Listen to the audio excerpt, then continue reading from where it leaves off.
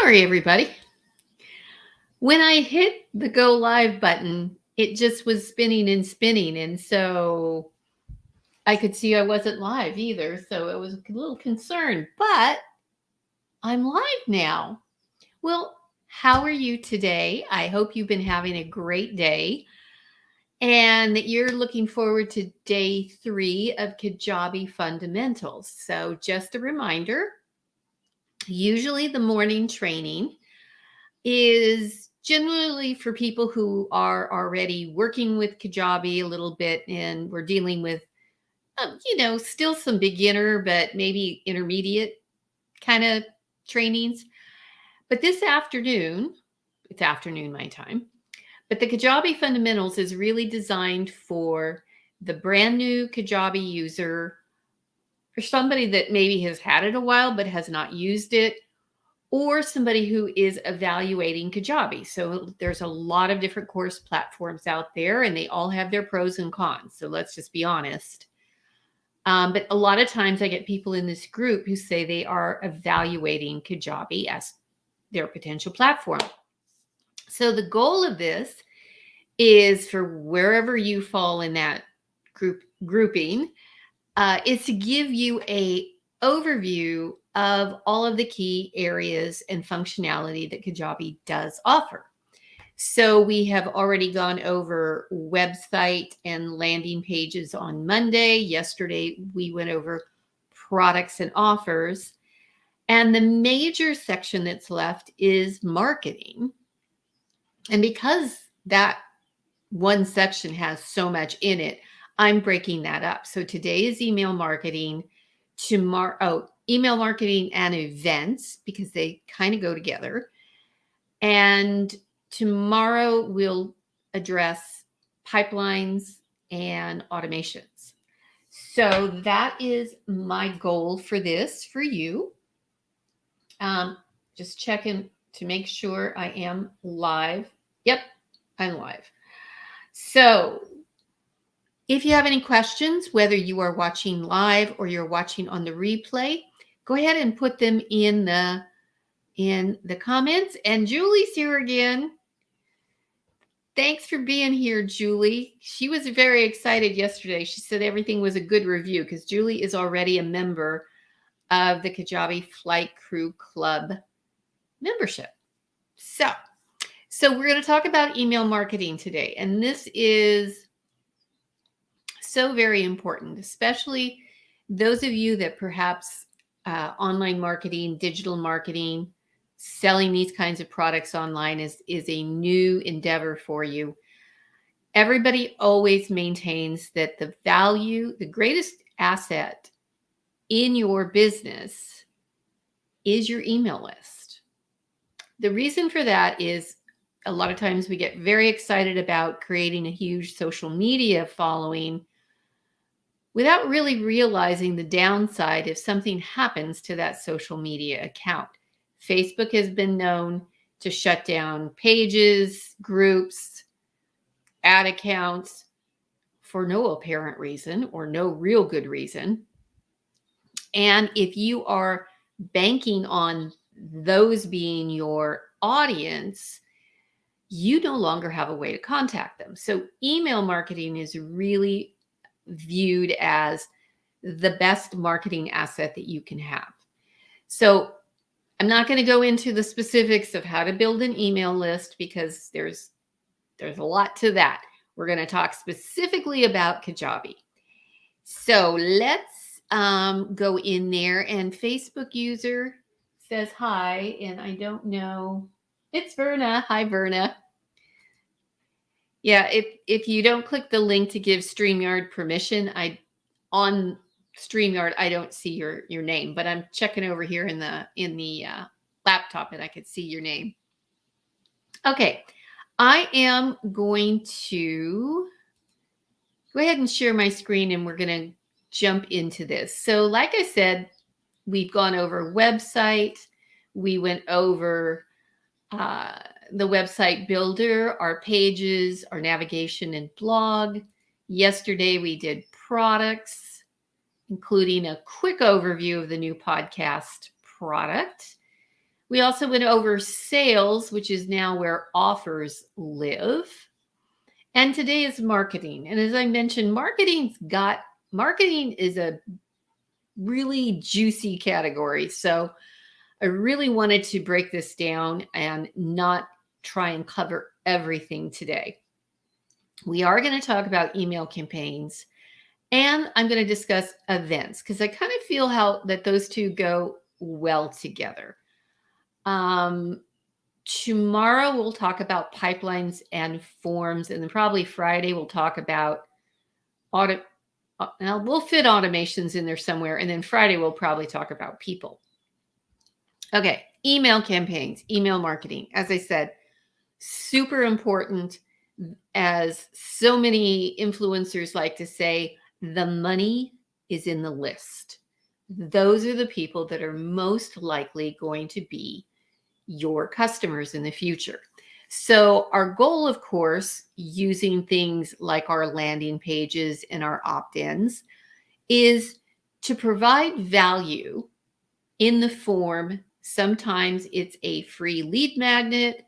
Sometimes there's another strategy that is extremely popular right now that I really like, which is mini offers, very low dollar offers that are attractive for people to take advantage of because they solve a specific problem and they're not very expensive. And it gives you a great opportunity to demonstrate your expertise.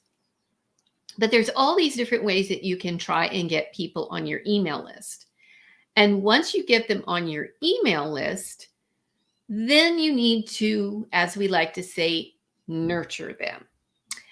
Now, when we talk about the category of email campaigns, there's really two types of email campaigns. So if I click the blue button to create a new email campaign, I've got two options here. One is called a broadcast, and the other is called a sequence. Now, broadcast is just to send out a single email to your list or a segment of your list, meaning you can narrow down your list to a particular group of people if you want. And this is typically when you would send out a weekly email where you talk about a new blog post, a new video, a new podcast episode, whatever your content is that you use to create to attract people. So that is typically kind of how I would describe it, as a one-off email. Now, a broadcast, you can schedule for a specific date and time. So just as an example, the daily emails that are going out to you today from me, if you're on my list, I am using broadcasts, and I decided to use broadcasts instead of sequences because frankly, I was overwhelmed and I didn't have enough time to write all the emails out ahead of time. True confession.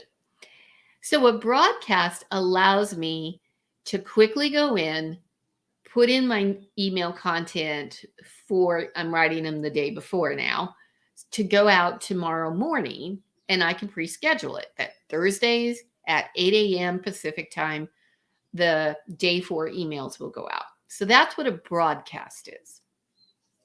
A sequence is typically more than one email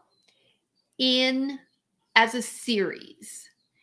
And it can be triggered, and it almost always is triggered by an automation. And what that means is that person has to do something to trigger that series of emails.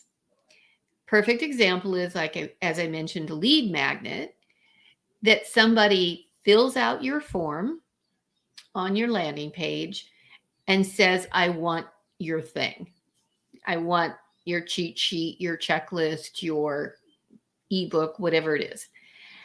That causes an automation. And I always like to say the form controls everything with a landing page. The form can be set to immediately subscribe that person to an email sequence when they submit the form. So automations trigger those sequences to start going out. So that's fantastic because that is, of course, takes all the manual part out of your hands. Email sequences are also great for events, which is why we're going to talk about events in the same training. Also for sales sequences. So at the end of a webinar or a launch or whatever that you are doing, and then you need to follow up with a series of emails to go out automatically to continue to try and give sell your product. That's where an email sequence comes in. So an automation needs to be triggered by something, and we'll talk about the somethings, and it can stop based on another type of automation. Another quick email sequence is if somebody buys something from you, they buy your course or they join your membership, you can have an email sequence that goes out that after they purchase, those emails go out and they're, on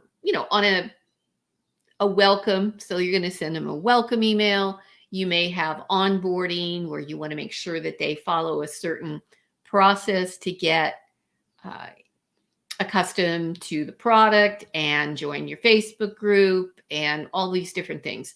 That's where an email sequence comes into play. Now, this is where email sequences get a little tricky. Email sequences, because they're triggered by an automation, they don't go out on a specific date. They're triggered to go out based on a sequence of days. So when you have a sequence, you can define, does it go out immediately after the automation takes over? Someone signs up for your email list, for your lead magnet, immediately send them an email. So it doesn't say send it Wednesday morning at 8 a.m. It says send it immediately. Then the follow-up emails are set up based on how many days later. So again, you don't say now send out the second email on Thursday at 5 p.m. No, you say send it out one day after they've signed up. So this takes a little getting used to because you have to get out of your mind, that it's going out on a specific date and time. It is going out. And by the way, the default time is set under your account settings, that anytime there is an automation or an automated email, it's going to go out, at a certain time. So sequences, as I said, are super convenient and flexible. Now, the downside of this, remember I told you I'm always going to be honest, is you can't really see all the time who opens those emails. You can see how many people are in the sequence, but you don't get statistics about open rates and click-through rates and all the other cool things that you get with broadcasts. And I will have to show you our email, the tracking and the statistics that you get.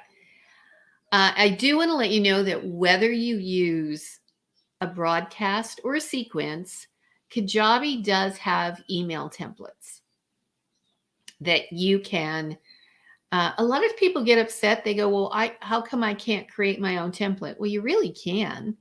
You just modify it the way that you want it and you save it as a draft, and then you can copy it and use it over and over again.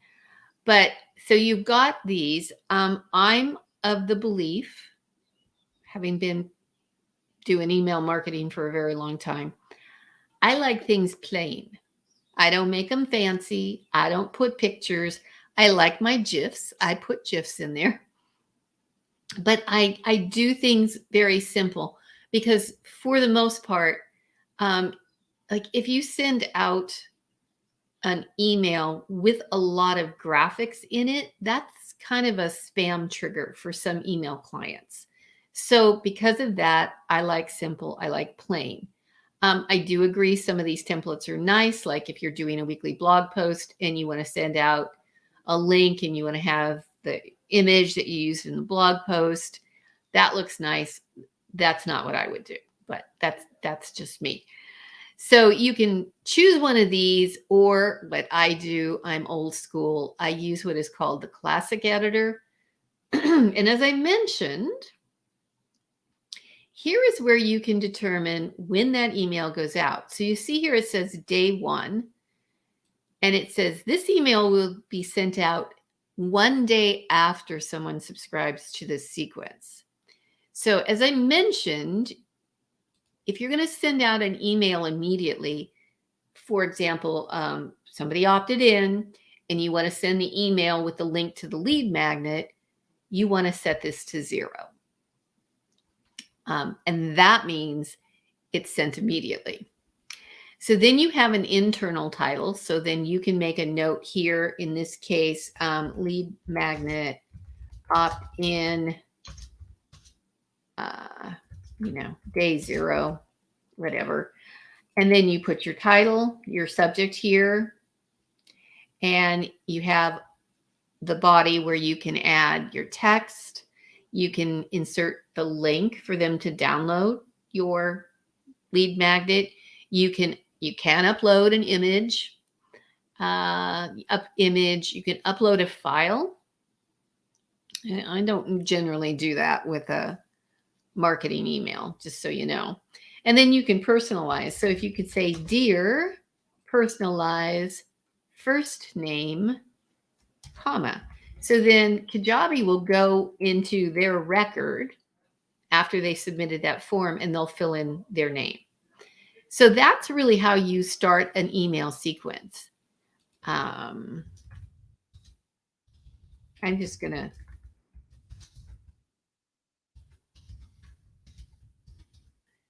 anyway and click save. Now you see what you've got here. You've got a sequence and we've got a subscribe trigger. So remember, now I said typically the form controls all the actions and automations. Then you decide what is the trigger that's going to set this sequence in motion. In this example of a lead magnet, it's going to be that they submitted the form. If it was a purchase, the trigger would be they purchased a specific offer. Then you've got an unsubscribe. And that typically happens more likely when you're doing like a sales sequence. So for example, if I have a sales sequence where I am sending out emails during a launch, encouraging people to purchase, once somebody buys, I don't want to send them those emails anymore. So the unsubscribe trigger in that case would be they purchased the product. So that's where you can control it. You can also add specific automations for each email so that when the email is opened or the email is clicked, and you can choose a link. There's no link in that email, so that's why it's saying that. And then you can have it do something like add a tag, unsubscribe them from this email sequence and subscribe them to another. It could be register them for an event. So there's just a ton of automations that you can establish based on somebody clicking a link in an email.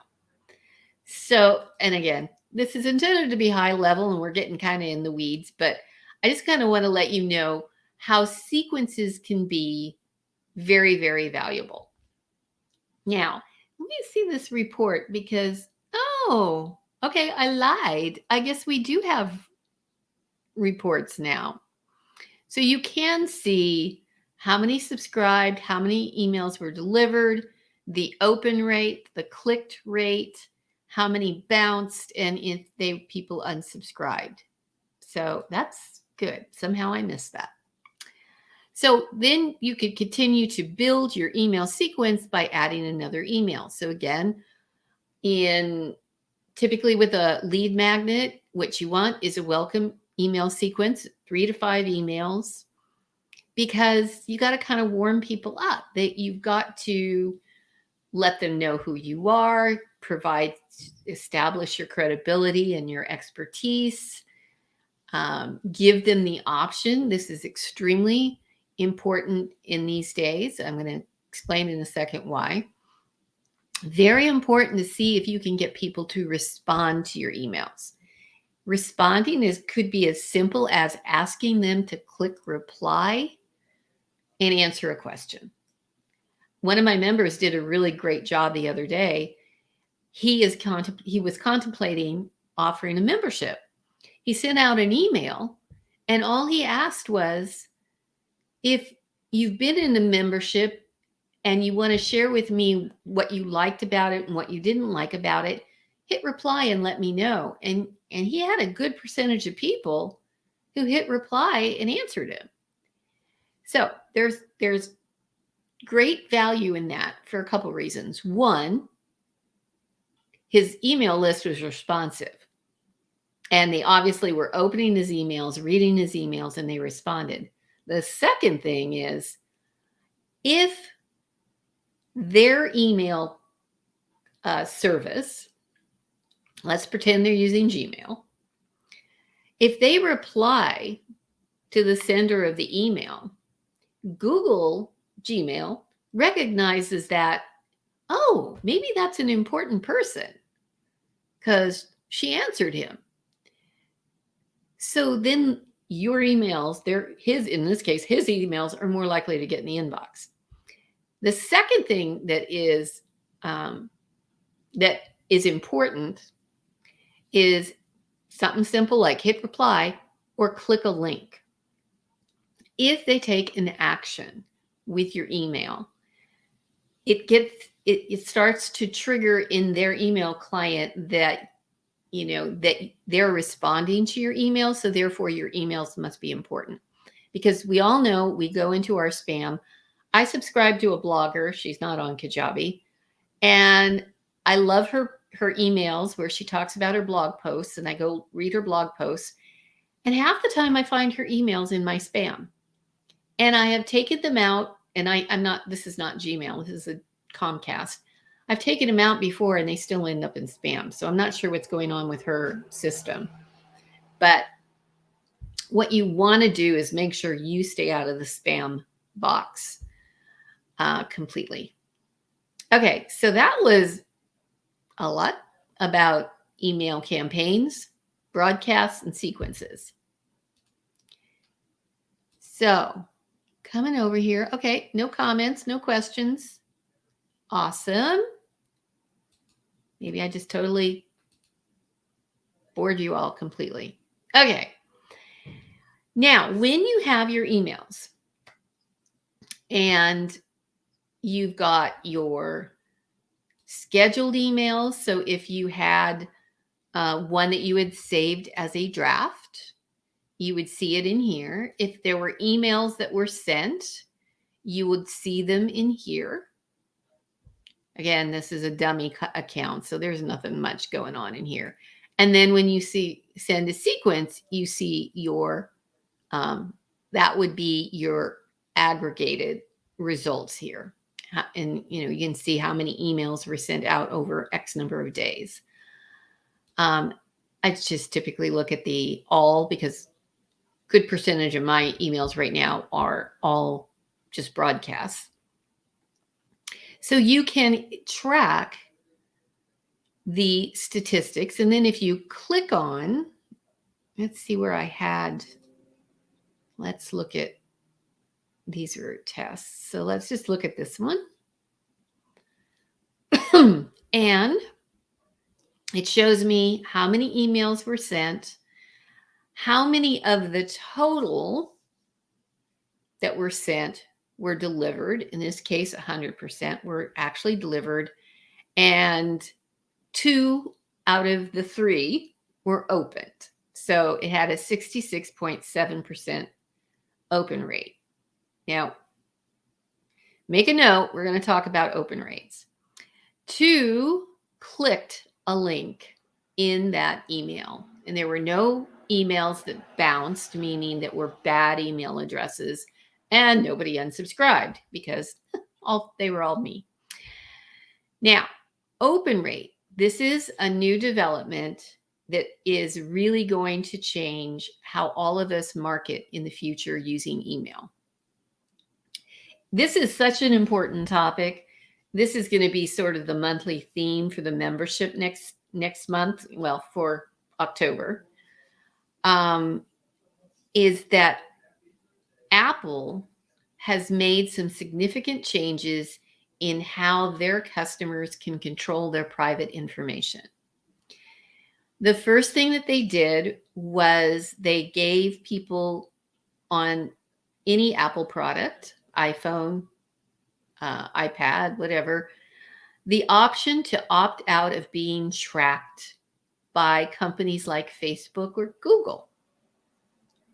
So anybody that was using Facebook ads was facing the problem that they now could not get a true view into the effectiveness of their ads, because if people were on an iPhone and they blocked Facebook from monitoring their actions, if you were using an audience to run a Facebook ad, those people no longer would show up, and you were not then able to market to them using Facebook ads. That was the first one. The second one, which just happened, is another new update that is going to, this is so hard to explain. It's hard to explain the reason why, but Apple is going to take if I send an email to somebody who is using Apple Mail, Mac Mail, whatever they call it, Apple is going to sort of review the email before the person can actually open the email. In doing that, it triggers the tracking that will tell Kajabi and any other email service. It's going to say that this person opened the email when they didn't open the email. So you will see right here where it says opened and there's this little question mark.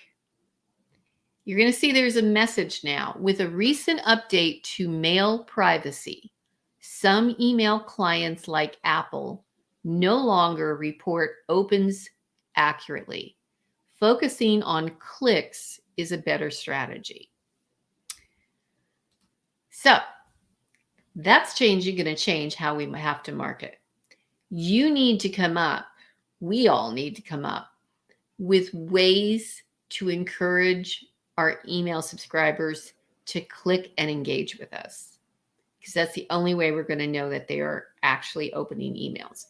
This, I know there has been a long-held strategy and thought and recommendations on how you manage an email list, and this just turned it on its head. It's not impossible. It's just a different way of looking at it. Those in the know maintain the click-through rate has always been a better indicator of an engaged audience and not open rate. So it's going to be a change. And this is not just with Kajabi. This is with everybody, every email provider that's out there. So I just kind of wanted to go over that. That's probably more than you wanted to know. And let's talk about other email providers, and let's talk about Kajabi's email. So Kajabi's email gets a lot of criticism, and it's often a lot of criticism by people who don't necessarily use it. It's always, I heard Kajabi's email isn't very good. I heard Kajabi's email deliverability is bad. Email deliverability has a lot more to do with you and your reputation and your content. So I don't necessarily buy it. Now, if I had a 20,000 email list, an email list of 20,000, and I was doing some very, very complicated or involved funnels, there are probably better tools. But I think for how Kajabi has really been positioned as the all-in-one for people who want simplicity, for people who don't want to have to worry about connecting an email provider with a course platform, with a website, with all these other different tools. So I have been using Kajabi email, I think as soon as it came out, quite honestly. I'm not ready to move on to something else.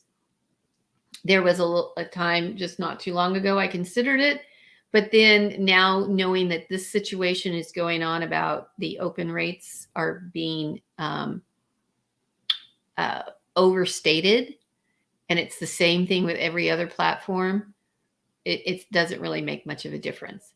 Now, let's just talk about your other options. If you somehow were convinced that it wasn't a good option, I still think it is. Kajabi does have integrations with Aweber, MailChimp. I hate him with a red hot passion. Sorry, don't like MailChimp. Drip, ConvertKit, and ActiveCampaign. I like ConvertKit and ActiveCampaign. I have used both of those in the past. ActiveCampaign in particular is a very robust. So once again, that 20,000 email list, I might use ActiveCampaign. The fact that they connect and integrate with Kajabi is great. But what I like, the beauty of Kajabi, is that everything is under one roof. So, for example, Kajabi knows when somebody buys your product without having to do any fancy tagging or anything with a third-party email. Kajabi knows the moment somebody purchased your product and therefore can drop them off your email sequence immediately. So the email going out, that's like I mentioned, the series of sales emails going out. You don't want to send it to somebody who bought. So it just happens automatically because it knows everything that happens within its virtual four walls. So you can integrate the email. It's, I find it more convenient. Keep it all under one roof. So that's kind of it. We covered campaigns, broadcasts, sequences. Now I'm going to talk about events because I think email sequences play a big role in events. And an event is usually something that has a specific date. So it could be you're doing a webinar. It could be you're doing a 5-day challenge. So there is a specific date on the calendar that this is going to happen. So I'm just going to pretend that we're going to have a new event. And it's a 5-day challenge. And you can say, when does this occur? So we can say it's going to start next Monday the 4th. So here's where it gets tricky with a challenge. So the challenge is going to be a series of things that are going to happen for 5 days. So in this situation, I'm picking a date, which is the first day of the challenge. If I was just doing a webinar and the webinar was going to be next Tuesday, I would just say the webinar is on the 5th, right? This one is going to be a bit different because we're going to want to send out something over the 5 days. So I'm going to click that. Sorry, I typed that wrong. And I'm going to say, yeah, it's going to take place at 8 o'clock Pacific. So I'm going to save that. So now I have an event, and the event It's a specific date and time that everything is going to revolve around that date. So what you can do now, remember I had told you that the difference between broadcasts and sequences, broadcasts you can schedule for a specific date, and sequences are normally day one, day two kind of thing. Similar with your events. So you've got before the event actions and you've got after the event actions. So here is where you would add your emails. So a perfect example was those of you that signed up to register for Coaching Week, you should have gotten an email 7 days before the event, 5 days, 3 days, 1 day. Now, the reason why it's set up that way is, let's say you didn't sign up until 4 days before the event. Well, you're not going to get the 7-day email and the 5-day reminder email. You're only going to get the 3 days and 1 day. So this kind of thing revolving around a specific date is good. You just have to know that if somebody signed up today and it's 2 days before, they're not going to get the previous emails. Then once this challenge starts or the webinar started, you can make emails after the fact. And so let's show you. So I'm going to add an email and it wants to know when the email is going to happen. Well, the first one would go at the time of registration, because you want to acknowledge and confirm that the person is registered. So you would, do a subject and you would do this. So that means this goes out immediately after they submit the form and register for your event. Then you might want a reminder. And you could say before the event. And you could choose, like I mentioned, 7. And you can do minutes, hours, days, weeks, or months. I can say 7 days before, and it's reminder, blah, blah, blah. So, to configure time to execute this evaluates. Oh, because I said it's the 4th. It's telling me, well, today's the 29th, so you can't do that. All right, let's just pretend it's 3 days. Well, will you let me do 3 days? Okay, 3 days before the event. And then after the event, in the event of a challenge, if you wanted to send out the email for day 2, you could say 1 day after, which would be day 2 of your challenge. So anyway, that's kind of how events work. And you can always track how many registrations you have. And you can decide at what point the emails actually stop.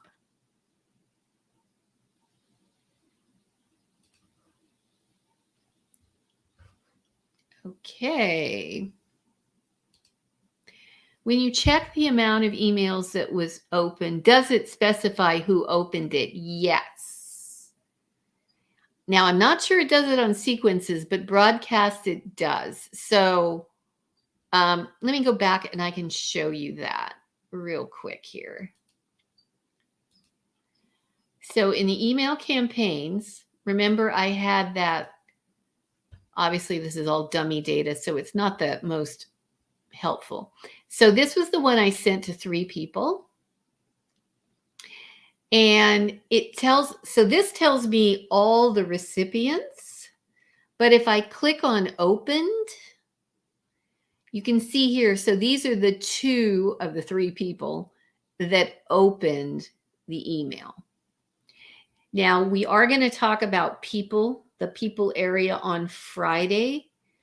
But if I look at this one, it does keep track of all the actions that occurred with that person. So like that, they received this email, they were subscribed to a challenge, they were sent day 0 email. So you do also see the record of everything that they did, how many emails they opened, etc. But yes, so when you have your email results and you're looking at your results here, and again, I have to look at the ones that are actually were sent. You can just click on opened and you can see who opened the email, and you can click on unsubscribed. Now, this is kind of interesting. Obviously, nobody unsubscribed from this one. A lot of people are very anxious to go through and unsubscribe people. And I know there's a lot of people that don't recommend that you do that. And it's because that sometimes people come back. I mean, they may have unsubscribed and didn't want to get your emails, but maybe at some point they might purchase from you in the future. One of the other key areas that we haven't really covered, though, is making sure if somebody buys a product from you that they don't unsubscribe, because if they unsubscribe, they may not get emails related to the product that they bought from you. So you always want to make sure that you try and encourage them to stay subscribed to your emails. Now, one of the things I don't think I covered on forms the other day is something called double opt-in versus single opt-in. Now, the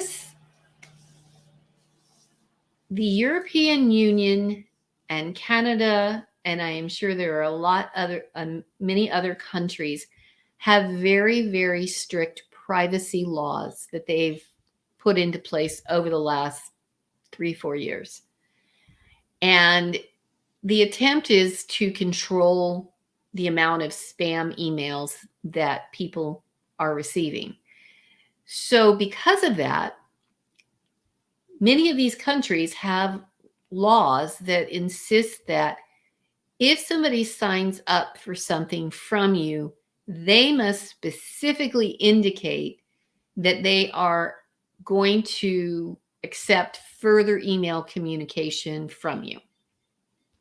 So double opt-in is a process where somebody signs up for your lead magnet. If you have double opt-in enabled, it will send a confirmation email. So it's basically an email stating, please click here to confirm your email address. After that, you can send emails to that email address. What happens very often is people look at a form and they look at how many submissions they've gotten on the form.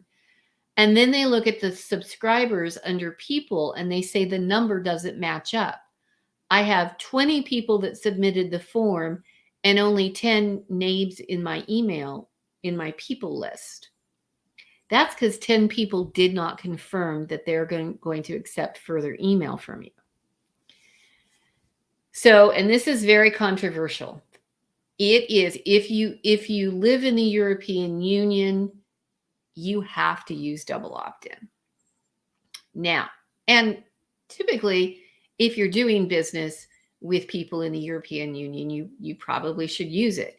Single opt-in simply means they get subscribed to your list immediately. The danger of single opt-in is that there has been cases where there are kind of phony bots that submit email addresses to forms, and your email list could become just kind of junk because the email addresses are not valid. So what Kajabi has done, and a lot of other email providers have done, is they've created that if they think the email address is suspect, they have to do that little reCAPTCHA thing, like click all the squares where you see a traffic light. Click all the squares where you see a fire hydrant. And I know, like me, you probably think that is a pain in the ass, and it is. But what they're trying to do is eliminate these fake submissions that are going to impact the quality of your email list. So those are your two options related to that. So if you have double opt-in enabled, this is important. You want to create a custom email that you want to let people know, hey, in accordance with privacy laws, I just want to make sure that you are agreeing to receive communication from me. As soon as you confirm your subscription, I can send you the lead magnet, whatever it is. And then you can customize the button that appears. So instead of confirm subscription, you could just make it say something more friendly, I guess. You can also then redirect them to a different confirmation page, because the default confirmation page is ugly. Let's see if I could, it won't let me. I thought it might let me open it up. It's a very ugly gray page, and it says your email address has been confirmed or something like that. So you might want to make a nice landing page that's very friendly, and so you can set that up too. And yeah, so that's kind of one of the additional challenges of email marketing. So I think that is it. Unless you guys have any other questions. I know, and like all of these fundamental email videos are taking a lot longer than I expected, but these are big topics. I mean, and my goal is for you to realize that Kajabi does have a lot of power. It has a lot of capabilities and a lot of features to put all of this together. And all along the way, you're getting some additional kind of special information and training, like that whole privacy thing, which that's brand new, and that's just really annoying. Okay, so I hope this was helpful. If you are watching on the replay, you can go ahead and put something in a question in the comments if you got it. And those of you on YouTube, I have not been seeing comments from you guys. So hopefully you can pop in a comment later on. So tomorrow we will be, oh boy, this is going to be a goodie. We're going to do pipelines. Pipelines, big time. Now watch, because I did that training on creating your lead magnet without using a pipeline, so you don't use up one of your very scarce pipelines if you're on the basic plan. So check that out. And I hope you have a great rest of your day, evening, wherever you are. And I'll see you tomorrow. Bye.